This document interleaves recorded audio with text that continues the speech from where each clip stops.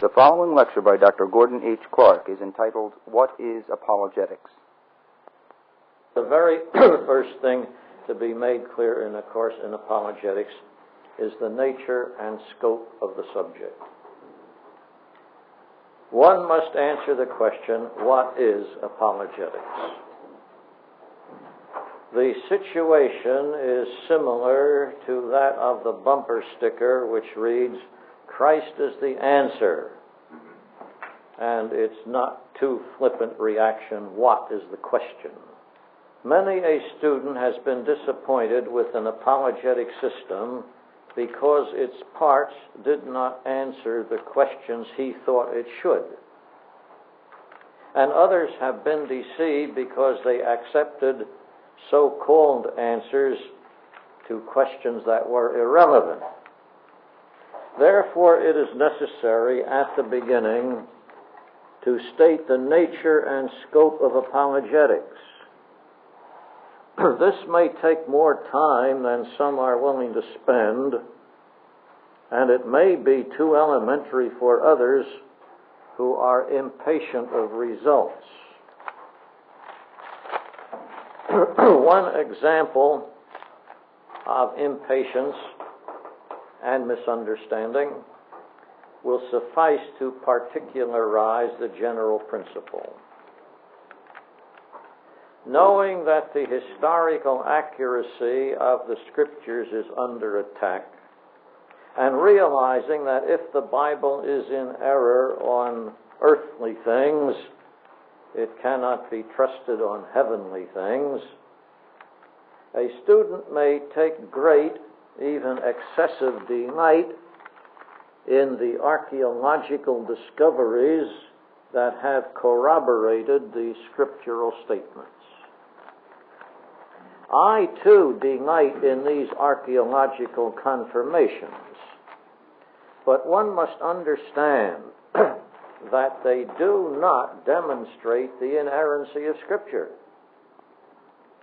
To show that a document correctly describes one event is not to show that its other statements are true, since, too, the heavenly things outweigh in importance the particularities of history, and since archaeology can contribute nothing to the establishment of theological doctrine, one is forced to conclude that archaeological evidences are much less useful than empirical apologists are wont to think.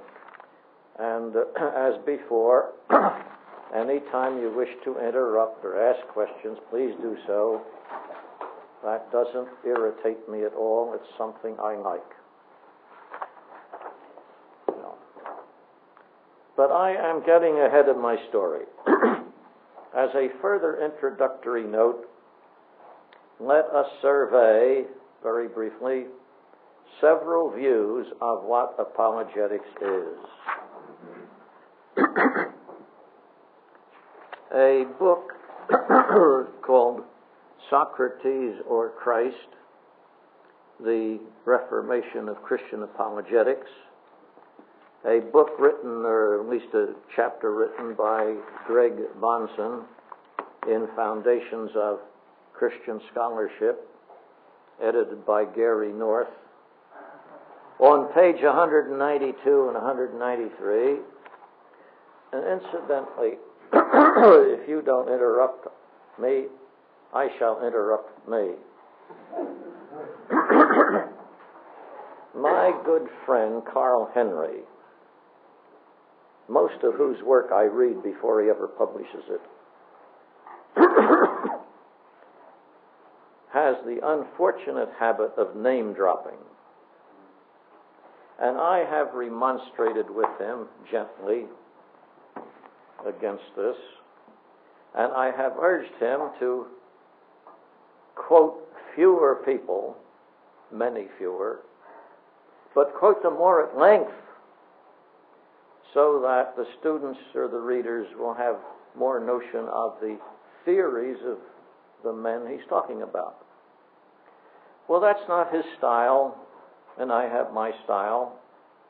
I think quoting is very important, because otherwise you open yourself to the charge of missing the point or erecting straw men or that sort of thing, being sloppy. So you need to quote and refer to specific authors. But I don't think you need to refer to 100 different specific orders in 10 pages. I'm exaggerating. I think maybe it takes Carl 15 pages to refer to. But at any rate, it is good to quote and nail the thing down. Now, Bunsen quotes Ram as giving more than a dozen definitions of apologetics. I'm not quoting the definitions, but I'm shortening them and mentioning them. For example, first, and some of this has to do with the relation between philosophy and apologetics. But here are 10 things that are mentioned in Ram's book as Bunsen quotes them. 1. Philosophy is something for which theology has no need. 2. Philosophy is theology's servant. I suppose theology needs philosophy. 3. Philosophy is independent of theology. 4. Truth is probability, which I suppose would be, who's the fellow at Ligonier? Sproul. Yeah. I suppose that would be Sproul's position. Truth is probability. 5th, truth is consistency, a view which has sometimes been attributed to me, but although in a sense correct, it's very inadequate. 6, truth is paradox. That's Kierkegaard and Van Til. And, oh, it is, yeah, it is. And particularly one of Van Til's defenders, Frame. I'll talk about Frame later on in the course. 7, truth is a common ground based on common grace. 8, it's an evidence of the means of certifying Christianity. 9,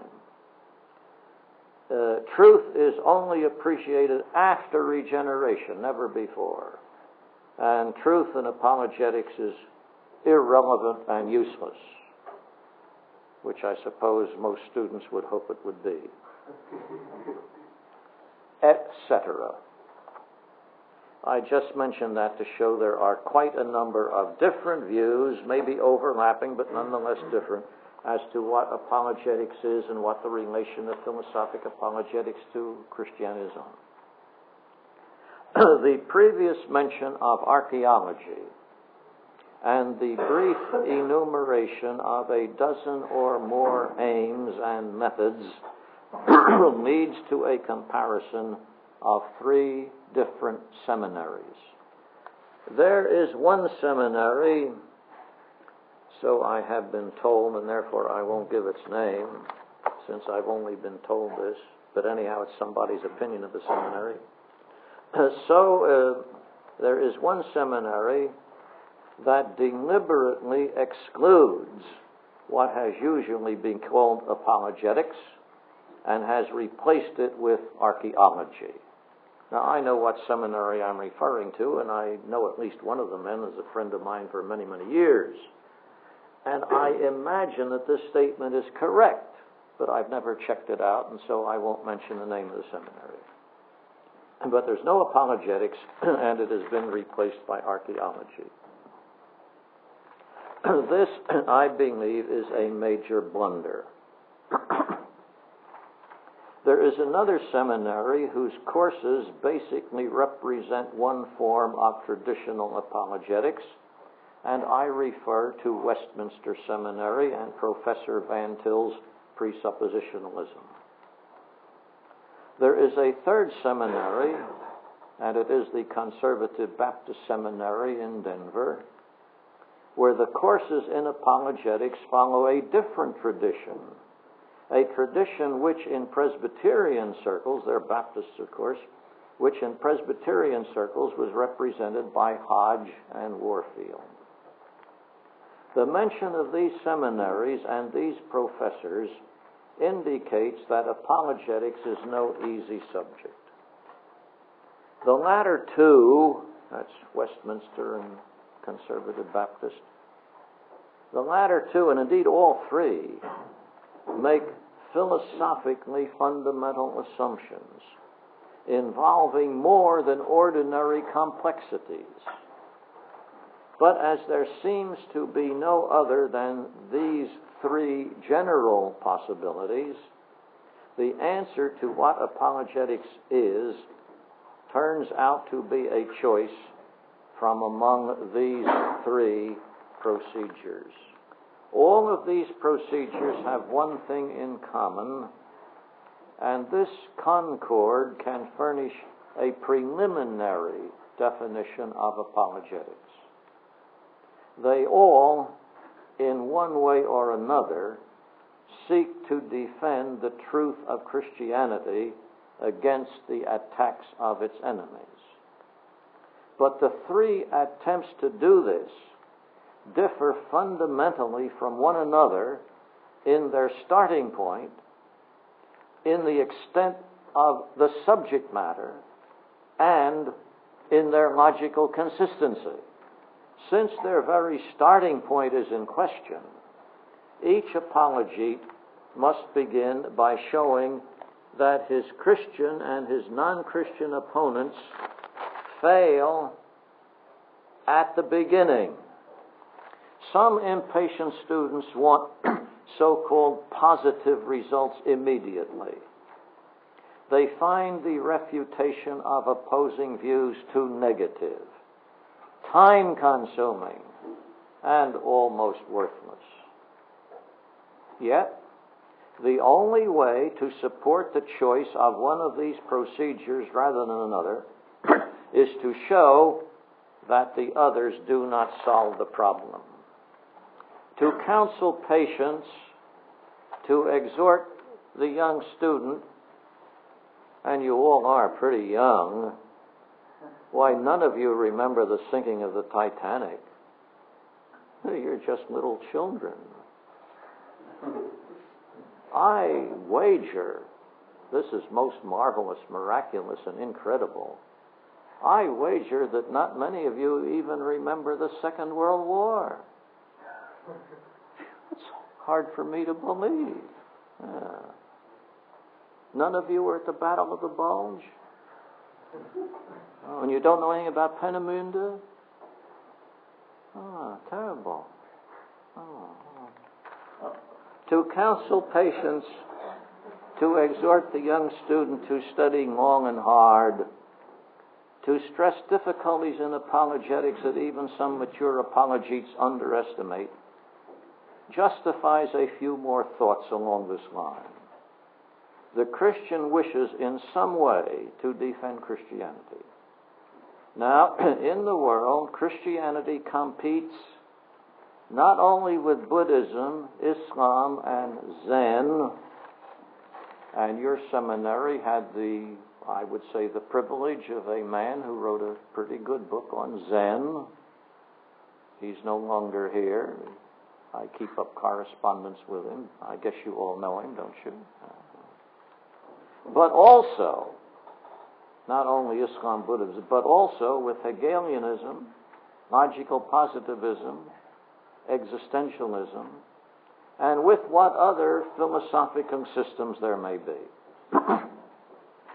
Since these systems use history, physics, psychology, linguistics, and the entire college curriculum, the Christian apologete must have definite views and detailed arguments on all these subjects.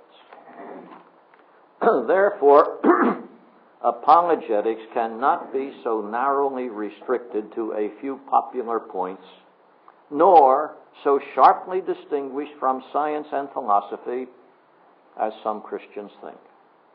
Apologetics must be a comprehensive philosophy. This needs emphasis, not only among evangelicals at large, but even among those more closely connected with Calvinism.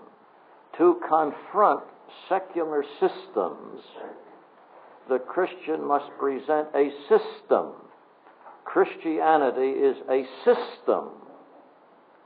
And the ministers in traditional Presbyterianism, and in the denomination of which I am a member, acknowledge in their ordination vows that they accept a system of doctrine.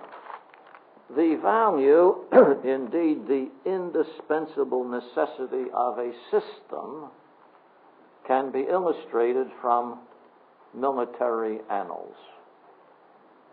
A single military action must attack some particular strong point at a given time. But to do so effectively, it must be part of a larger campaign. And the larger campaign must be governed by a plan that includes the whole war. And you don't even remember World War II. Now, Winston Churchill has 6 big volumes on World War II. Please read all 6. And see that he had a system. And it's just too bad that Franklin D. Roosevelt tried to undermine the system, and he agreed most with it, but he made some awful blunders. We are indebted not to Franklin D. Roosevelt, but to Winston Churchill. Not to speak of World War I or World War II, which you don't remember either of them. I'll take something maybe you do remember. Our Civil War. Our Civil War was directed by an overall strategic plan. McClellan defended Washington. He did a good job of that, but he didn't do a good job of anything else. And he was supposed to do something else. McClellan defended Washington. Grant cleared the Mississippi and captured Vicksburg. Rosecrans fought from Nashville to Chattanooga, where again Grant defeated Bragg, and Sherman marched through Georgia from Atlanta to the sea. You know what song I'm quoting there? You don't even know the national songs. Where did you grow up? Probably. God save the Queen and heaven bless the maple leaf forever. Well, I don't expect you to know our Civil War songs if you're a Canadian, but just let's raise the maple leaf. So too, as McClellan defended Washington, we must defend our base, the truth of Scripture and its main doctrines. But we must also attack secular science, secular historiography, and secular linguistics. The foundation of a strategy to meet all objections against Christianity is definitely technical. It is not a matter of ordinary, everyday conversation. Let me illustrate. On a very superficial level, yet indeed a lively contemporary controversy among professing Christians, is the question of speaking in tongues. One side says that those who have never had the experience cannot judge of the matter. The other side says that experience is not the criterion. We must rather judge experience by the Bible. Beyond the range of professing Christians, David Hume rejected miracles, and in particular Christ's resurrection, on the basis of experience. Schleiermacher, early last century, initiated modernism by insisting that all doctrines must be tested by experience. This raises the fundamental problem of apologetics.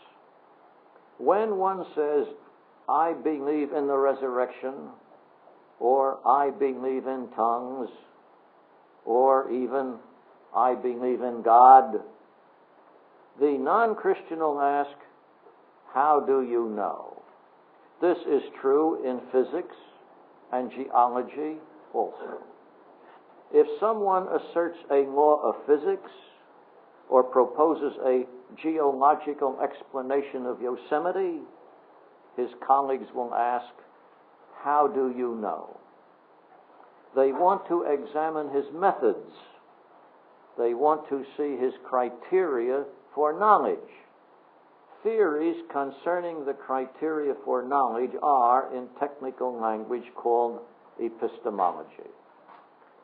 When a scientist or an historian asserts that he knows something, his statement is not acceptable unless he explains how he came to know it.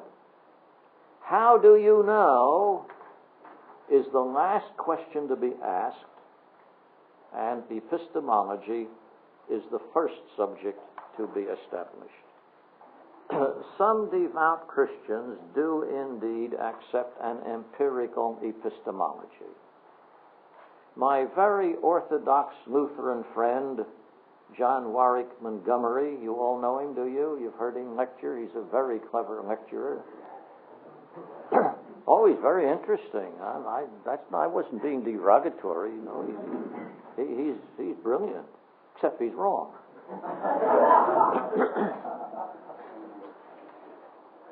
My very orthodox Lutheran friend, John Warwick Montgomery, thinks we can achieve theological knowledge by simply reading it off historical events.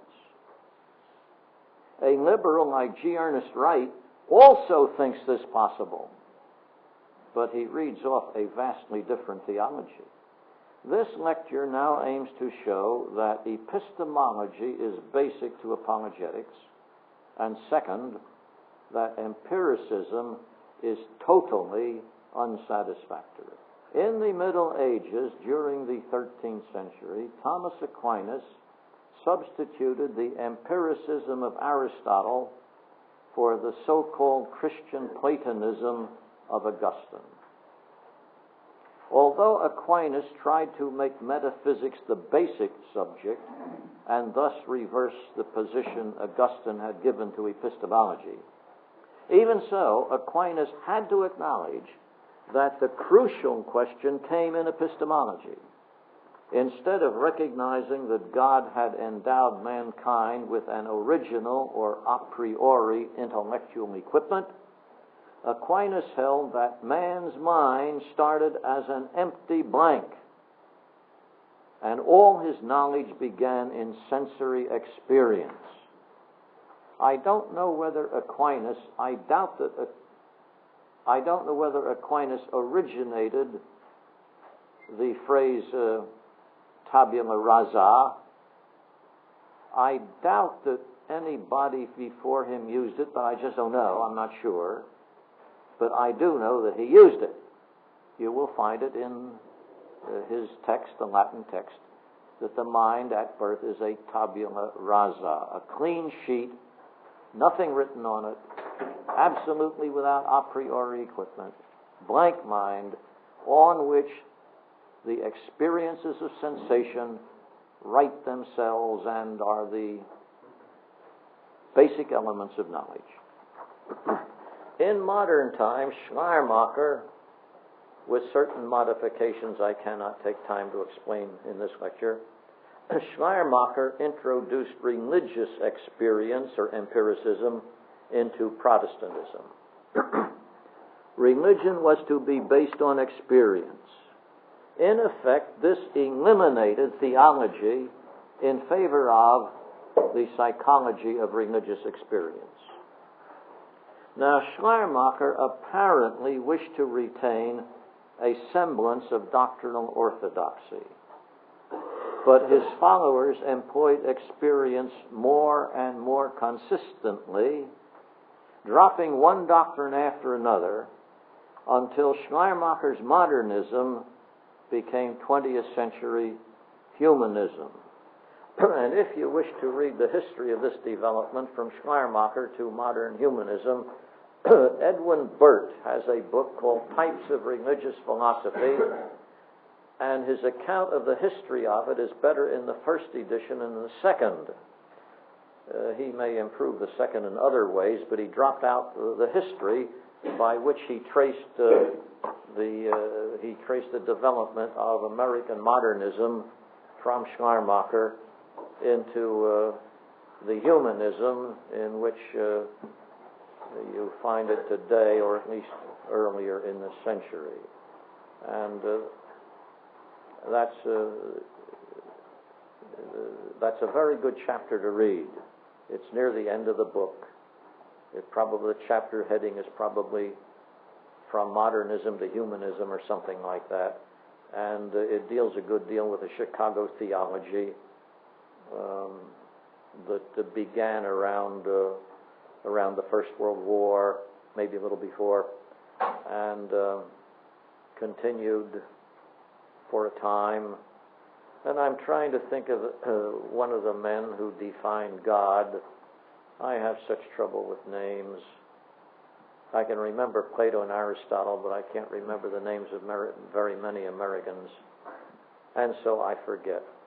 But anyhow, it's a good historical.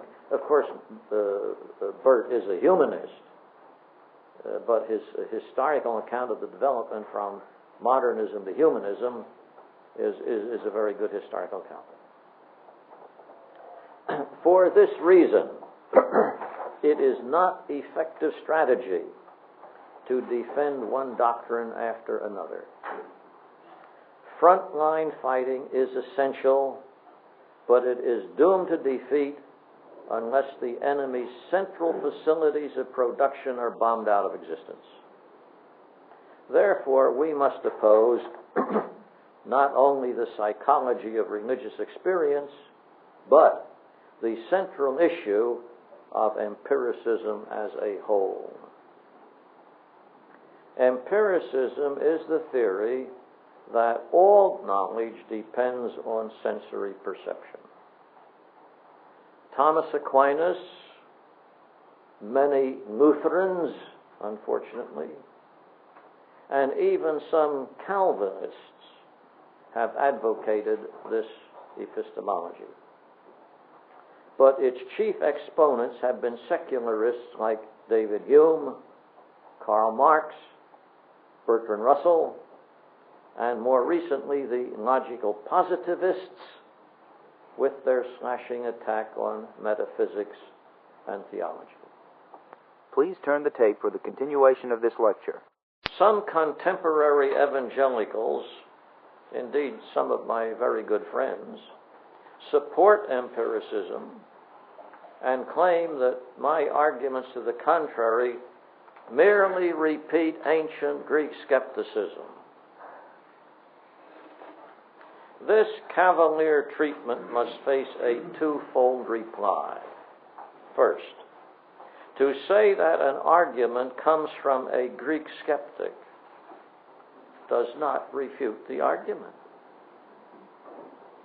A mere denial is never a refutation. What these evangelicals should do is to show precisely how the arguments are fallacious. This they have repeatedly failed to do. And I hold that on their principles they cannot do it. Then second, if these persons had read a few contemporary textbooks on psychology, they would not have asserted that these arguments merely repeat Greek skepticism.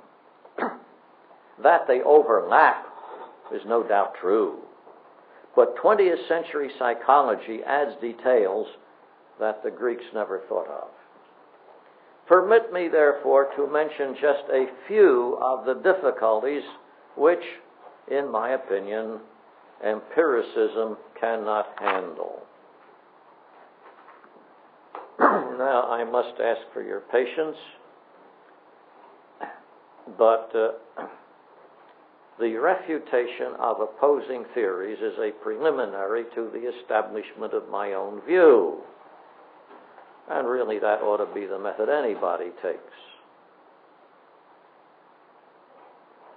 Now, since empiricism seems to be very much common sense and people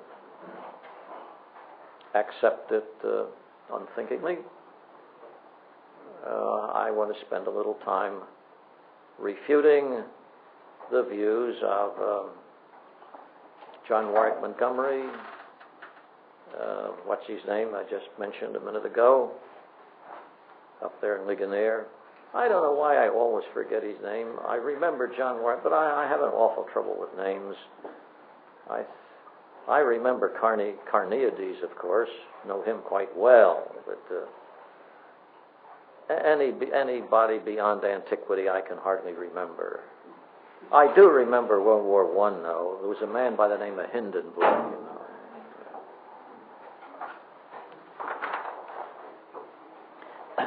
Now, here are some of the arguments that I use in opposition to empiricism. One of the most interesting ones. How many of you know the drawings by Escher? How much do you get? Oh, well, good. Oh, I'm glad to see there are some artists in the class. All right, I think Escher is a perfectly good argument against John Warwick Montgomery and all empiricists. And Escher is not a Greek skeptic. He is a contemporary artist. And for the rest of you who don't know him, he has complicated the simple drawing, which nearly all of you have seen, of the stairway, and now you look at it, it seems that you're looking down on it, and then you blink your eyes and you're looking up from under it. And it flutters back and forth in front of your eyes, and you can't tell which flutter is the truth and which is false. So is experience. But Escher does it much better than the unartistic psychologists do. So if you haven't ever seen Escher's drawings, please do. I hope you have a copy of some of them in the library, do you?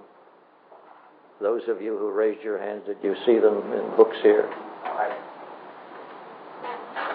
I wasn't raising my hand to say that I knew his artwork. I was going to make a comment. Oh, just a minute. Well, does anybody know whether his drawings are in a book in the library? Please, somebody find out and tell me tomorrow morning. Now, what's your question? It could be that the difference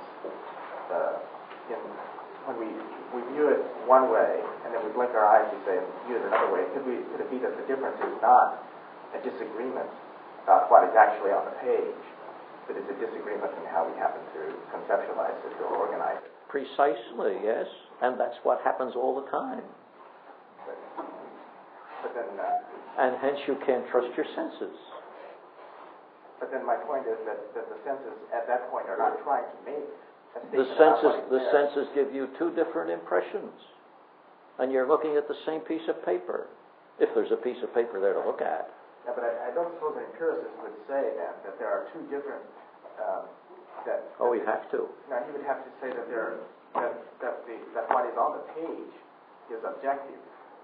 I mean, there are empiricists obviously who would not say that, but then an empiricist would have to say that, but it's obviously false because you see two different things on the page. But that's one-dimensional representation of two dimensions. If that staircase was in front of you, with your hands, you could go up and touch it and feel whether you're looking up on it or looking down. Oh, you think the fingers are more accurate than the eyes? Well, I'll take that up in a minute. Okay, in order to say that your senses deceive you, the only way you're going to be able to do that is to have one sense and the data you receive from that compared to another. And if the two senses disagree between themselves, then what? Usually you give precedence To the one. To which one? touching one way. Oh, yes. And therefore, when you put a toothpick between your two fingers like this, you know it's two toothpicks and not one, because you feel it as two and you see it as one.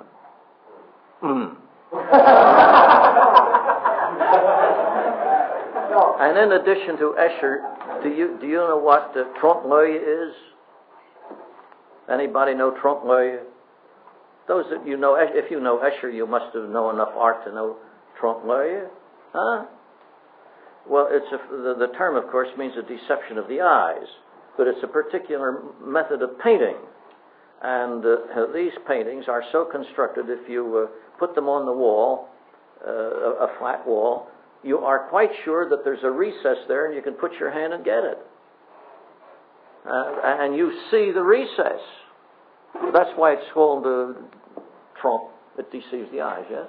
To me, I guess it doesn't follow from the idea that we don't always distinguish reality properly by our senses. That reality is therefore indistinguishable. Let me ask you this question. If a witness in a criminal case is shown to have perjured himself, how much credence do you give to the other statements he made?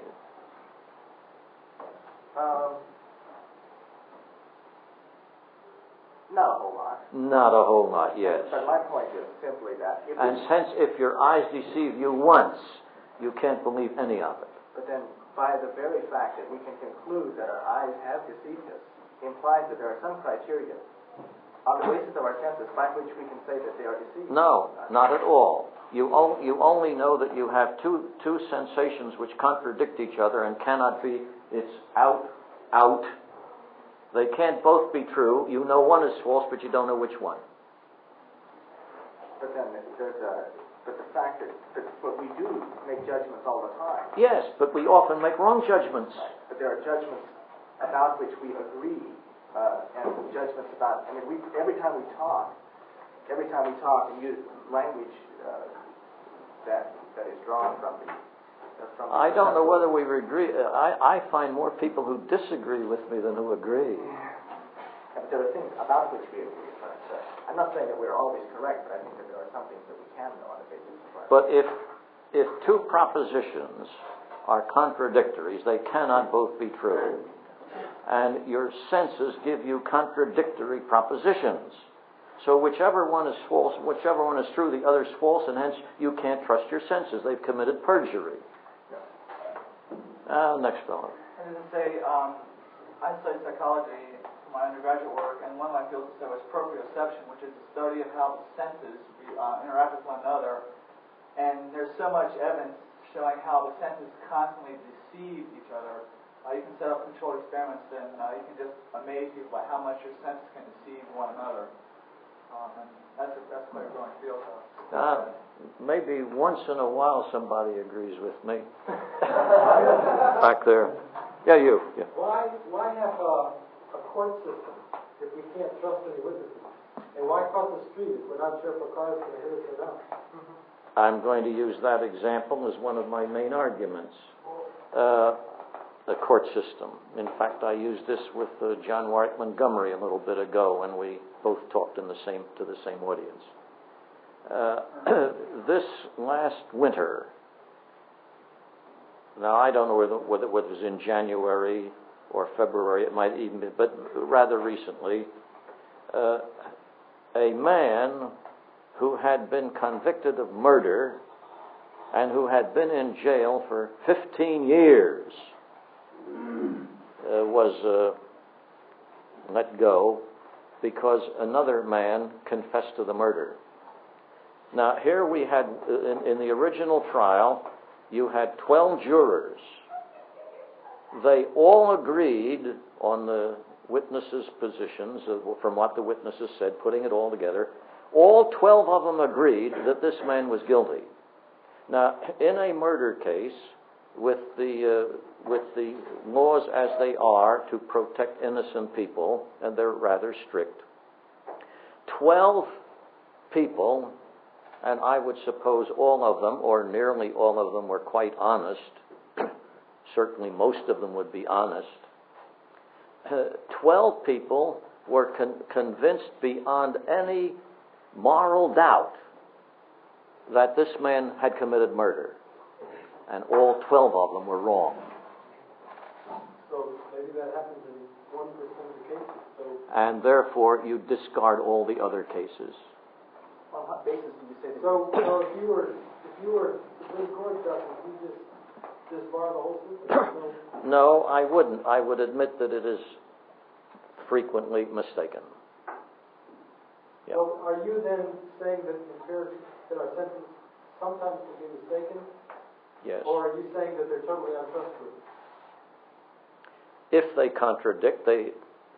contradict, one of them may be right, you know. If the two things are contraries, well, then they can both be wrong. But if they're contradictories, one must be right. The trouble is, you can't tell which.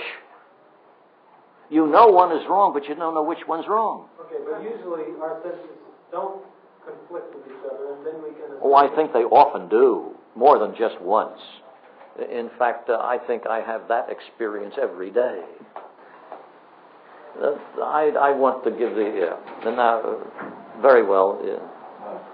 Doesn't it, I don't want to anticipate too much, but doesn't it seem like even to say that we're people who base our apologetics on the Bible, or even our theology on the Bible, doesn't that imply the necessity of sense perception? No. So that we don't have to be able to read the Bible or hear? I shall take up that question. But at present, I wish to show you can't trust your senses. Please let me give other people. I don't want to cut you off, but yes. I probably should have asked this question a while ago when you said it, but you defined empiricism a while ago as the position of... Yes, the mind is a blank sheet at the start, and the first lessons it gets are from sensation. You also made some statement to the effect that all knowledge is based on sense experience. Yeah. I should have asked before, but if you could do more, you could explain more what you mean by base. Oh, yes. The mind has no a priori forms. The first tiny bit of information is a sensation. The next tiny bit is a sensation. And as these bits accumulate, you put them together and so on, and the bits of sensation are organized into whatever complicated knowledge you might claim to have. But everything comes out of sensation. The mind, as such, has no form at all. There are no a priori forms. In the Museum of Science and Industry in Chicago, there used to be, maybe there still is, but I haven't been there 10 years, there used to be a recess in the wall down in the basement around the corner. And in this recess, there was a vase with a rose in it. And on the wall, under the recess, there was a sign, you may put in your hand and take the rose, which, of course, I proceeded to try to do. Now, when I put in my hand, the rose wasn't there anymore. When I took it out, there was the rose. I could see it quite clearly. Put it in my hand, the rose disappeared. Took my hand out, the rose was quite visible. Was there a rose there? Did my eyes tell me the truth, or did they deceive me? I didn't touch the rose, but then that's the absence of a sensation. That is, but there's something peculiar about it. How do you know that your senses deceive you? On what basis does one know that your senses? Because if your senses say two incompatible things, one of them must be false. Now, in this case, the two incompatible data were not given at the same time. You can say, if you wish, that there was a spring, and when you put your hand in, somehow you touched the spring, and the spring took the rose away, and then when you put your hand, the rose came back. But that wasn't the way it was done. How does one know that they're incompatible? Beg pardon? How does one know that they're incompatible? If the two are incompatible. For instance, in the drawing, you observe the drawing, and it appears, we say it appears two different ways, but how do we know that they're actually incompatible? Well, how do you not know that the artist intended to draw a picture that would give? well, I suppose he did. Yeah, and so does that mean that He intended to deceive us, and we are deceived, yes. So in a sense, our senses are doing the job correctly. They are doing the incorrect job correctly. But your mind is what deceives you, not your senses. On the empirical basis, everything in the mind is sensation and its combinations. There isn't anything else. But the only data which the senses convey, when you look, you saw a flower, when you touched it, you didn't feel one. I didn't touch it. You can't touch it. There's no sense of touch at all there. You reached out to touch it. You didn't touch it. It disappeared. No. Right. Now, there's no contradiction until the mind tells you there's a contradiction. It's not the senses saying it's a contradiction, is it? The two senses contradict. But the mind that receives the input of those two senses is assuming the law of non-contradiction. No, because in empiricism the mind has no a priori form. It's totally blank. And on their theory, you must construct the law of contradiction from the sensations. And that's something else I'm going to try to show is impossible. How does one even know that there are two contradictory elements there, apart from sensation? It seems like you have to admit empirical data to maintain that it's not challenged. Yes, that's right. Only they're not data. Now, if I had the graceful, long fingers that some charming young ladies in this course have, and could run, what's the symphony, the fellas, real fast scales, you know who I mean. Sonata K554. Anyhow, you notice my what's that? No, it's not Liberace.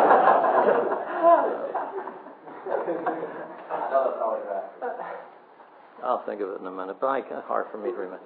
Now, if I had long, graceful fingers like some of the young ladies have who can run scales, you could take a toothpick or something like this, and you see one thing going through your fingers, you feel two. Here, these sensations occur at the same time, and they cannot both be true. But you have these two inconsistent, incompatible sensations at the same time. Or take another familiar illustration, the fishing pole that you drop into the water. It looks crooked, but as the gentleman on the left says, you always trust your fingers and not your eyes. It feels straight, but it looks crooked. The two senses contradict each other at the same time. This concludes Dr. Clark's lecture entitled, What is Apologetics?